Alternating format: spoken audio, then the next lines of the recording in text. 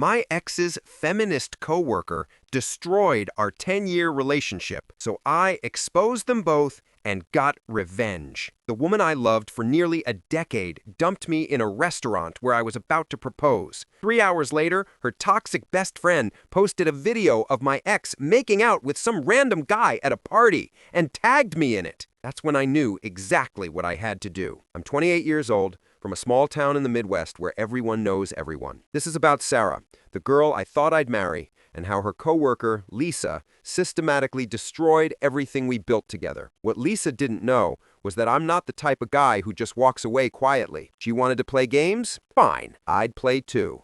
And I'd make sure they both lost everything. Sarah and I met in high school. She was this quiet, dreamy girl who always had her nose in a book, talking about working in publishing someday. I was the practical kid who liked fixing things with my hands. While other guys were planning college, I was already apprenticing with a local handyman, learning plumbing, electrical work, basic construction.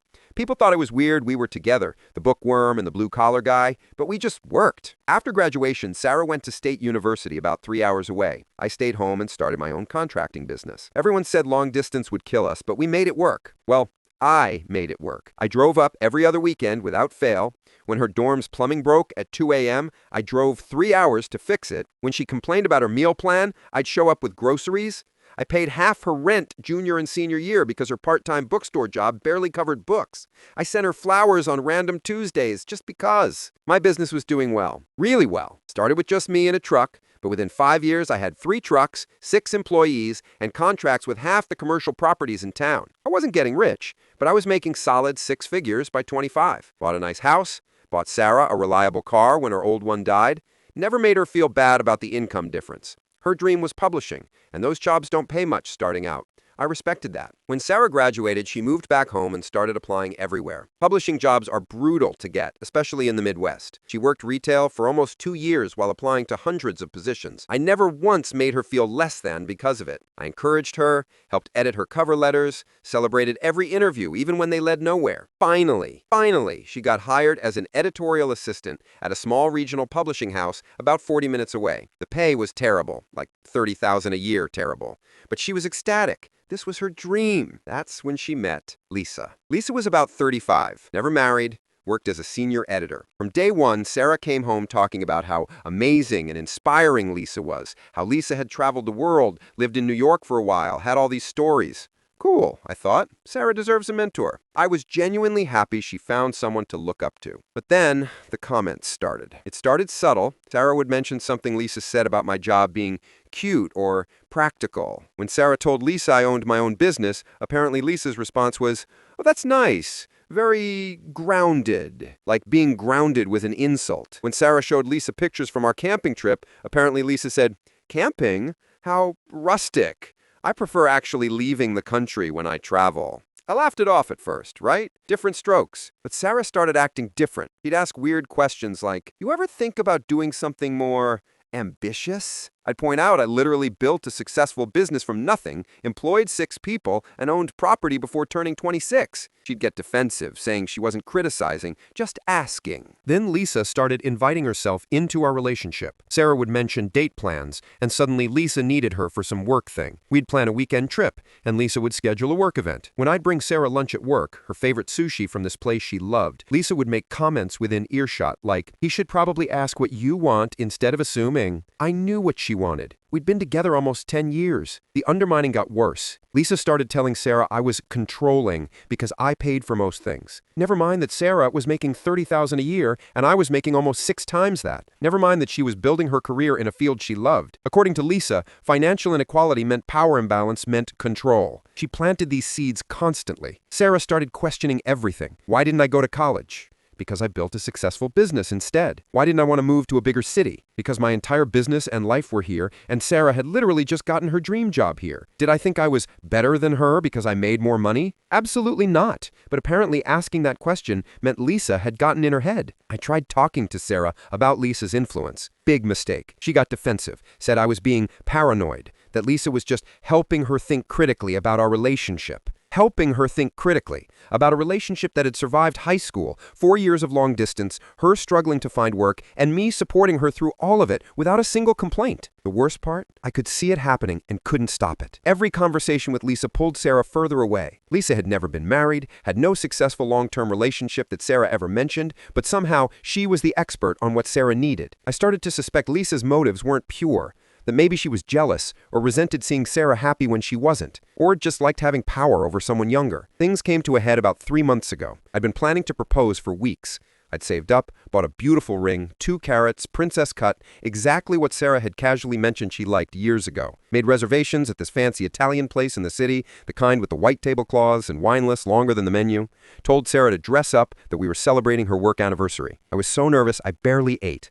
Had the ring in my jacket pocket. Waited until dessert came. I was about to do it, about to get down on my knee in front of this whole restaurant, when Sarah put her hand on mine and said, "We need to talk." My stomach dropped. She said she'd been doing a lot of thinking and felt like we needed space to evaluate our relationship, said we'd grown in different directions, said she loved me but wasn't sure we were compatible long-term. Every word sounded like it came straight from Lisa's mouth. I asked her directly, "Did Lisa tell you to do this?" She got angry, said I was proving Lisa right about me being controlling, that she could make her own decisions. I was crushed, humiliated, sitting in this expensive restaurant where I'd planned to propose, being dumped instead. But I was also furious. I pulled the ring box out of my pocket and put it on the table between us. I was going to ask you to marry me tonight. I've spent almost 10 years supporting you, loving you, respecting your dreams, never once making you feel small for earning less or wanting something different than me. And you let some bitter woman who's been single her whole life convince you to throw it all away? Her face went white. She reached for the box, but I pulled it back. You don't deserve this. You don't deserve me. Have a nice life with Lisa. I stood up, dropped $200 on the table for the bill, and walked out. Left her sitting there crying. Drove home in a fog, barely remembering the trip. Sat in my driveway for an hour just staring at nothing. Around midnight, my phone started blowing up. Instagram notification. Lisa had tagged me in a story. I opened it and felt my blood go cold. It was a video from some party. Loud music, people drinking, dim lights. And there was Sarah, clearly intoxicated, pressed up against some guy I'd never seen, making out with him. The caption? "Living your best life." Lisa had tagged me specifically. She wanted me to see this. Sarah had broken up with me less than 4 hours ago, and she was already at a party with Lisa, already moving on. Or worse, maybe this was planned. Maybe Lisa had orchestrated the whole thing. The worst part? Sarah looked happy, like our 10-year relationship meant nothing, like I meant nothing. I sat there staring at that video for probably 20 minutes, watching it loop. Something cold settled in my chest. Not sadness anymore. Anger. Pure, focused anger. My phone rang. Sarah, crying, hysterical, barely coherent. "It's not what it looks like. I was drunk. Lisa took me there. I didn't want to. Please, you have to believe me." I hung up. He called back immediately. I declined. Text messages started flooding in. "Please answer. I made a mistake. Lisa said I needed to see what else was out there. She manipulated me. I love you. Please." I blocked her number. Blocked her on everything. Instagram, contacts, email, done. But I didn't block Lisa. That was deliberate. 2 days after the breakup, I had a minor procedure scheduled. Nothing serious, just getting a small hernia fixed from lifting equipment wrong. Outpatient surgery, will be home the same day. I'd told Sarah about it weeks ago, back when we were still together. I was in recovery, still groggy from anesthesia, when a nurse said I had a visitor. I figured it was my mom or my business partner checking up on me. Instead, Lisa walked in. She had this concerned expression, all fake sympathy. She said, "I heard about your surgery from Sarah. I wanted to check that you were okay. I know things ended badly, but I still care about you as a person." I was still fuzzy from the anesthesia, but something clicked into place. She was here. Sarah wasn't. Lisa had literally shown up at the hospital after her friend dumped me, supposedly out of care. This woman had methodically destroyed my relationship. She'd poisoned Sarah against me for months. She'd convinced Sarah to break up with me at the exact moment I was planning to propose. She'd filmed Sarah with another guy and made sure I saw it. And now she was at my hospital bed playing concerned friend. She wasn't here out of concern. She was circling like a vulture, trying to swoop in now that Sarah was out of the picture. I realized something. Lisa wanted me. Maybe she'd wanted me all along. Maybe that's why she'd worked so hard to break us up. Not to save Sarah from me, but to clear the path for herself. Sarah was younger, prettier, had the guy with money and stability. Lisa was jealous and decided to burn it down. An idea formed through the anesthetic haze. A terrible, petty, perfectly justified idea. "Thanks for coming," I mumbled, acting more out of it than I was. Means a lot. She stayed for 20 minutes, brought me juice, fluffed my pillow, played the caring friend, gave me her number in case I needed anything. I saved it. Over the next 2 weeks, Lisa texted me occasionally. Just checking in. Hope you're healing well. Let me know if you need anything. I responded, but kept it brief. Friendly, but not eager. Let her think she was winning me over slowly. Sarah kept trying to contact me through mutual friends. Her mom even showed up at my house once. I didn't answer the door. I was done with her. But every time she tried, I made sure to casually mention it to Lisa in our text conversations. Sarah tried calling again. It's exhausting. Lisa would respond with sympathy and subtle digs at Sarah. She doesn't realize what she lost. You deserve someone who appreciates you. 3 weeks after the breakup, Lisa suggested we get coffee. Just as friends, she said. I think you need someone to talk to who understands the situation. I agreed. We met at this coffee shop halfway between our towns. She dressed up, did her makeup nice, wore a dress that was a bit much for afternoon coffee. Spent 2 hours talking, mostly her telling stories about her life, her travels, subtly putting down Sarah. Sarah's still so young, you know. She doesn't know what she wants. Someone like you needs a mature woman who can appreciate stability. I nodded along, let her think it was working. At the end, she suggested dinner sometime soon. I said sure. She hugged me goodbye, held it just a bit too long. I waited 3 days, then texted about dinner plans. She responded within minutes. We set a date for that Saturday. The dinner was at this wine bar, she suggested. Fancy, intimate, definitely not a friend's vibe. She had clearly positioned this as a date. Wore black dress, heels, really went all out. Spent the whole evening finding excuses to touch my arm, laugh at everything I said, lean in close. At the end of the night, she invited me back to her place for another drink. I hesitated just long enough to seem uncertain, then agreed. What happened next isn't something I'm proud of. I'll be honest about that up front. But I'd made my decision, and I was seeing it through.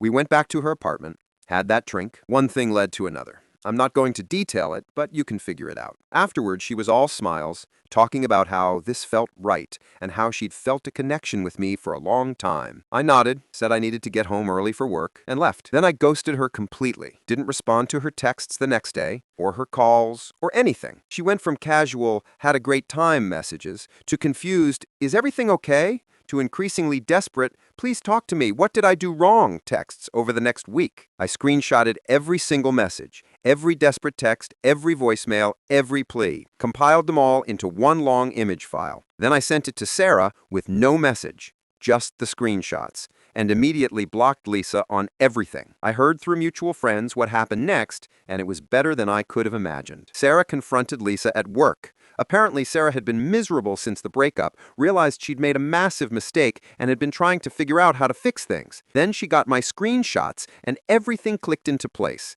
How quickly Lisa had moved on me, how desperate she'd been, how this had all been Lisa's planning. The confrontation was loud enough that multiple coworkers heard it. Sarah screaming about manipulation and betrayal. Lisa trying to justify it, saying Sarah had thrown me away, so she had every right to. Multiple coworkers getting involved, taking sides. It escalated until apparently Sarah actually shoved Lisa, Lisa shoved back, and they had to be physically separated by security. Both of them got fired. Professional workplace, zero tolerance for physical altercations, didn't matter who started it or why. Suddenly, Sarah was unemployed, humiliated in front of her industry colleagues, and had burned bridges with the mentor she had idolized. Lisa was unemployed, exposed as someone who'd manipulated her younger coworker and slept with that coworker's ex within a month of their breakup. Sarah tried to contact me after, created new accounts, had friends reach out, sent letters to my house.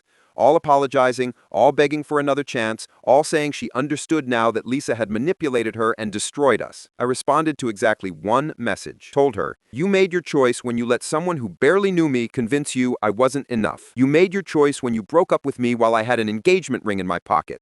You made your choice when you went to a party and made out with some random guy before our relationship was even cold. Lisa didn't do those things. You did. You destroyed us. Not her, you. Don't contact me again. Lisa also tried reaching out, claiming she'd made mistakes, but had real feelings for me. I told her she was a bitter, manipulative person who got exactly what she deserved and blocked her immediately. That was 2 months ago. I heard through the grapevine that Sarah moved back in with her parents, is working retail again, and is completely shut out of publishing locally after the workplace incident. Lisa apparently moved to another state, whether to escape the reputation or find new work. I don't know. and don't care. As for me, my business is doing better than ever. Landed 2 major commercial contracts last month. I started seeing someone new about a month ago, a woman I met through a client. She's a small business owner too, runs a bakery. She gets the work, respects the hustle, doesn't care that I didn't go to college. We're taking it slow, but it feels right in a way things with Sarah stopped feeling like long before the end. I don't feel guilty about what I did. Lisa spent months systematically destroying a decade-long relationship because she was jealous and wanted what Sarah had. She played games with people's lives and emotions.